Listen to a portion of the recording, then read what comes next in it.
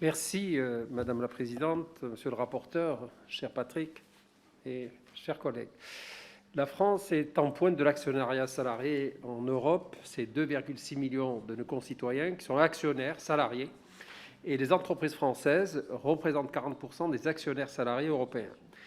Mais ces chiffres sont l'arbre qui cache la forêt. Ça a été rappelé, 74% des entreprises cotées ont mis en œuvre des dispositifs d'actionnariat salarié, alors que seuls 4% des PME y ont recours. Nous avons, au cours des 5 dernières années, et notamment dans Pacte, fait beaucoup pour faire avancer la cause de l'actionnariat salarié, qui est un des vecteurs d'un meilleur partage de la valeur dans l'entreprise. Je pense bien sûr à l'abondement par l'employeur des plans d'épargne d'entreprise ou encore à la baisse du forfait social. Toutefois, si nous avons réalisé ces réformes de grande ampleur, certaines difficultés peuvent persister ici et là, et nous voulons y répondre.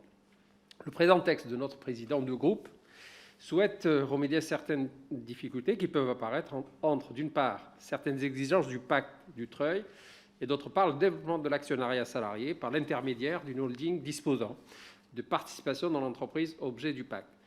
En effet, de nombreux cas d'ouverture du capital de PME et de TI familiales aux salariés s'accompagnent par la création d'une holding destinée à héberger cet actionnariat salarié, de manière à ne pas diluer le capital en de nombreux actionnaires individuels, mais à concentrer l'actionnariat salarié au sein d'une structure unique, parlant d'une seule voix et de disposer d'une minorité de blocage si des difficultés devaient apparaître.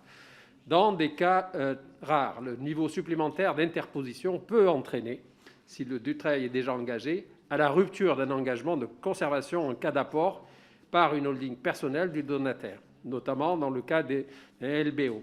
Cette disposition donc, technique permettra de lever ce frein à l'actionnariat salarié dans les PME. Bien évidemment, notre groupe est largement favorable.